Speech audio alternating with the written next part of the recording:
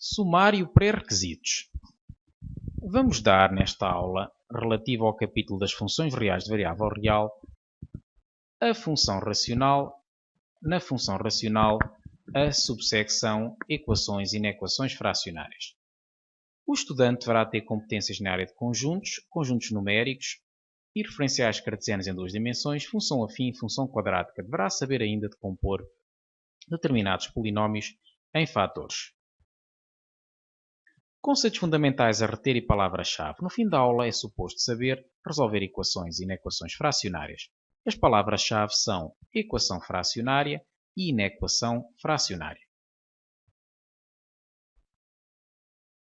Equações e inequações fracionárias. Terminamos este capítulo com as equações e inequações fracionárias.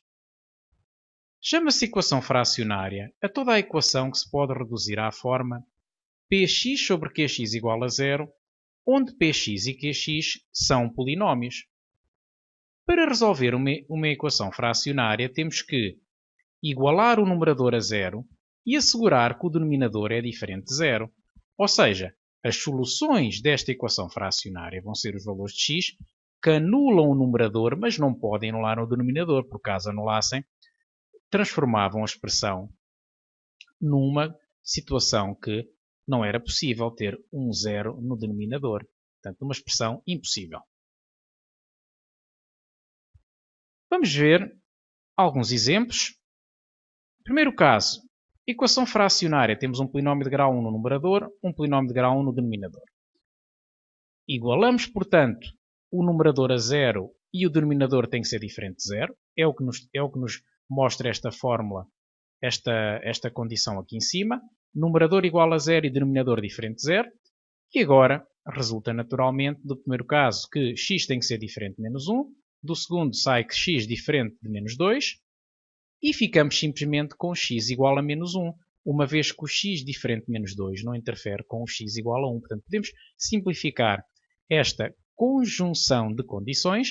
Portanto, queremos que o x seja menos 1 e o x seja diferente de menos 2, ou seja, o único valor que anula o denominador é o menos 2 e, portanto, o menos 1 não vai interferir com o menos 2 e ficamos apenas com x igual a menos 1. Podemos concluir que o conjunto de solução é o conjunto constituído pelo menos 1. Vamos ver no segundo exemplo. Novamente, equação fracionária. No numerador temos um polinómio de grau 2, no denominador um polinómio de grau 1. Numerador igual a 0 e denominador diferente de 0. É o que nos assegura esta equivalência aqui em cima. E agora temos que o x² menos 9 igual a 0 é equivalente a ter x² igual a 9, ou seja, x igual a 3 ou x igual a menos 3. E aqui em baixo ficamos com x diferente de 3. Portanto, aqui em baixo, quer dizer, nesta desigualdade, nesta diferença, portanto, x menos 3 diferente de 0, fica x diferente de 3.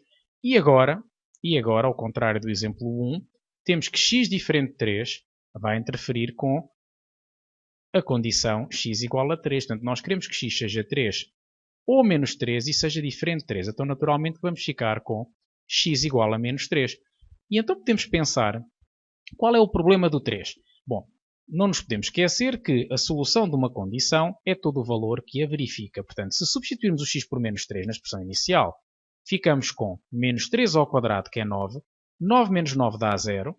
E no denominador fica menos 3 menos 3, que é menos 6. 0 sobre menos 6 dá de facto 0. Agora, se substituirmos o x por 3, vamos ter um problema. Vamos ter um problema que fica 3 menos 3, 9 menos 9, que é 0. Portanto, 3 ao quadrado é 9. Sobre 3 menos 3, que é 0. Ficamos, portanto, com 0 sobre 0, que é uma impossibilidade matemática. Ou seja, o conjunto de solução desta condição vai ser o conjunto constituído pelo menos 3. Vamos agora ver as inequações fracionárias, que é toda a inequação que dá para reduzir a esta forma, ou px sobre qx menor do que 0, ou menor ou igual do que 0, ou maior do que 0, ou maior ou igual, onde px e qx são polinómios. A metodologia para a resolução de um problema deste tipo pode passar pelos seguintes passos. Achamos os zeros do px e do qx, portanto o numerador e o denominador da fração. Construímos uma tabela de sinal onde se estude o sinal de px e de qx separadamente. Tiramos conclusões relativas ao sinal de px sobre qx e escrevemos o conjunto de solução. Vamos ver um exemplo. Temos, portanto, a condição para resolver 8x menos 14 sobre 2x mais 4 menor ou igual do que 0. Trata-se de uma inequação fracionária. Vamos determinar os zeros do numerador e do denominador separadamente. Fica, portanto, menos 8x menos 14 igual a 0, que é equivalente a ter menos 8x igual a 14. Ou ainda x igual a menos 14 sobre menos 8. Ou ainda x igual a menos 7 quartos.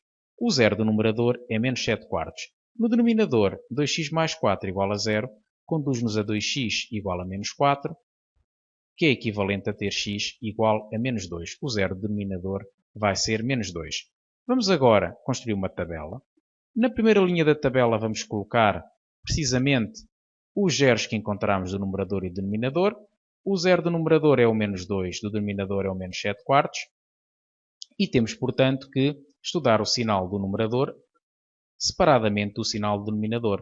O numerador é uma expressão que tem como zero o menos 7 quartos. Se representarmos graficamente y igual a menos 8x menos 14, obtemos uma reta com o aspecto que estamos aqui a ver. Portanto, aqui está apenas um esboço. Serve-nos apenas para ver o sinal.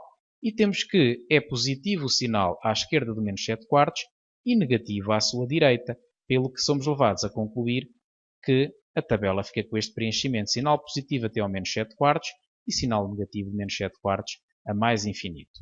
Vamos agora representar na segunda linha da tabela o denominador. 2x mais 4, representado graficamente y igual a 2x mais 4, dá uma reta com este aspecto. Negativa à esquerda, a função é negativa à esquerda do menos 2 e positiva à sua direita, de onde sai esta escrita na tabela. De menos infinito a menos 2 temos menos. De menos 2 a menos 7 quartos, ou de menos 2 se quisermos a mais infinito, temos sempre mais. A fração propriamente dita vai ter este sinal da última linha, mais o número positivo a dividir por um número negativo dá negativo. Número positivo a dividir por 0 é nd, portanto não definida. Número positivo sobre positivo dá positivo. Número 0 a dividir por positivo dá 0. Negativo a dividir por positivo dá negativo. E, portanto, como nós pretendíamos ter menor ou igual do que 0, vamos ter, portanto, que isso vai acontecer no intervalo menos infinito a menos 2, cá está, reunido com de 7 quartos a mais infinito. O 7 quartos ainda está incluído porque nós queríamos menor ou igual do que 0 e no menos 7 quartos em particular temos uma expressão igual a 0. Vamos ver um segundo exemplo. Temos, portanto, para resolver esta condição, x menos 2 sobre x mais 4 sobre x menos 2 maior que 8 sobre x quadrado menos 2x. Vamos começar por escrever a condição nesta forma. Ou seja, passando tudo para o primeiro membro. Aproveitou-se e colocou-se o x em evidência no denominador. Portanto, fica x vezes x abrir parênteses. Fica x vezes x menos 2. E agora, para ficarem os denominadores todos iguais, para reduzirmos ao mesmo denominador, portanto, vamos ter que multiplicar esta fração, o numerador e o denominador, por x menos 2 e, no caso desta, por x.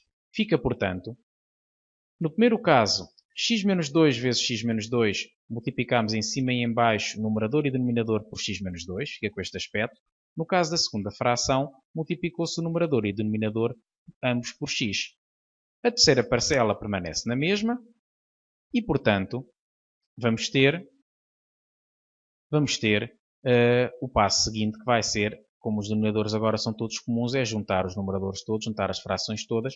Ficamos então com esta expressão, que resultou de fazer x vezes x, que dá x ao quadrado, x vezes menos 2 dá menos 2x, menos 2 vezes x dá portanto, também menos 2x e vai ficar então 4x. Menos 2 vezes menos 2 vai dar 4. Mais 4x menos 8, cá está. E, portanto, simplificando ainda a expressão deste numerador, somos conduzidos a uma nova fração. Fração essa que, para ser positiva, vamos ter que estudar o sinal numa tabela. Vamos, portanto, estudar separadamente os zeros do numerador e do denominador, determinar cada um deles separadamente. Os zeros do numerador são os zeros de x ao quadrado igual a 4, ou seja, x igual a menos 2 ou x igual a 2, e temos, portanto, que no denominador vai ficar x igual a 0 ou x menos 2 igual a 0, e fica, portanto, este resultado que nos conduz aos zeros, que são 0 e 2. Temos agora então uma tabela, onde reunimos estes zeros todos, reta real na primeira linha da tabela, conjuntamente com os zeros assinalados, que são menos 2, 0 e 2, por ordem crescente. Colocamos na segunda linha a expressão que é o numerador da fração, x² menos 4, sabemos anular-se no menos 2 e no 2, e portanto o seu gráfico, ou o esboço do seu gráfico, é uma parábola com a concavidade voltada para cima, o esboço do gráfico de y igual a x² menos 4, pelo que estamos a lidar com uma expressão que é negativa entre menos 2 e 2, positiva de menos infinito a menos 2 e de 2 a mais infinito, e temos assim a conclusão que vai ficar negativa de menos infinito a menos 2, ou melhor, positiva, negativa entre menos 2 e 2 e positiva de 2 a mais infinito. Quanto ao denominador, também uma expressão quadrática, y igual a x² menos 2x tem um gráfico semelhante a este. É uma expressão, portanto, é uma função que é negativa entre 0 e 2 e positiva fora deste intervalo e que dá-nos então lugar a este preenchimento de sinais, positiva de menos infinito a 0 e negativa entre 0 e 2 e positiva de 2 a mais infinito. Vamos então estudar o sinal da fração. Número positivo a dividir por número positivo dá positivo, 0 a dividir por número positivo dá 0, número negativo a dividir por positivo dá negativo, negativo a dividir por 0 não está definida, negativo sobre negativo dá positivo, 0 sobre 0 não está definida, e positivo sobre positivo dá positivo. Somos então levados a concluir que a solução vai ser este conjunto, uma vez que pretendíamos que a expressão, que a fração fosse maior do que 0. Temos, portanto, que é maior do que 0 de menos infinito a menos 2, reunido com de 0 a 2 e com 2 a mais infinito.